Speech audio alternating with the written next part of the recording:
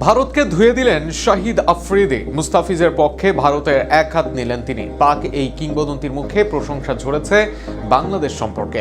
আর ভারত টাকা দিয়ে টিকে আছে, আইসিসিকে কন্ট্রোল করছে বলেও মন্তব্য তার। এদিকে মুস্তাফিজ ইস্যুকে কেন্দ্র করে আরও কঠোর সিদ্ধান্ত নিয়েছে বিসিবি। ভারতীয় উপস্থাপিকাকে বাদ দেওয়া হয়েছে বিপিএল থেকে। দুই খবর এক করে থাকছে প্রতিবেদন। চলমান বাংলাদেশ প্রিমিয়ার লিগের উপস্থাপনা প্যানেল থেকে ভারতীয় উপস্থাপক রিধিমা পাঠককে বাদ দিয়েছে বাংলাদেশ ক্রিকেট বোর্ড। এদিকে একই ইস্যুতে ভারত সম্পর্কে কঠোর মন্তব্য করেছেন শহীদ খান আফ্রিদি। সম্প্রতি নিরাপত্তার কারণ দেখিয়ে কলকাতা নাইট রাইডার্সকে মুস্তাফিজ ছাড়ার নির্দেশ দেয় ভারতীয় ক্রিকেট বোর্ড। এর প্রতিবাদে বাংলাদেশ ক্রিকেট বোর্ড আসন্ন টি-20 বিশ্বকাপে ভারতে গিয়ে না খেলার সিদ্ধান্ত নিয়েছে এবং আইসিসির কাছে বিকল্প ভেন্যু দাবি করেছে। বিসিবির এই সাহসী পদক্ষেপকে সাধুবাদ জানিয়ে আফ্রিদি বলেন, বাংলাদেশ যে সিদ্ধান্ত নিয়েছে তা সম্পূর্ণ সঠিক। ভারত ক্রিকেট বিশ্বে টাকার দাপট দেখাচ্ছে।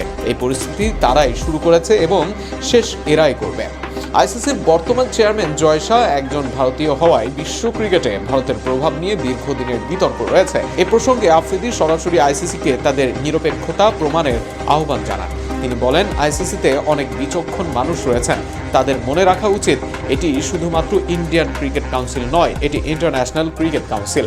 সাবেক এই পাকিস্তান অধিনায়ক আরও যোগ করেন, ক্রিকেটকে যদি সঠিকভাবে টিকিয়ে রাখতে হয় তবে আইসিসিকে ভারতের প্রতি অতিমাত্রায় ঝুঁকে থাকার প্রবণতা দ্রুত বন্ধ করতে হবে।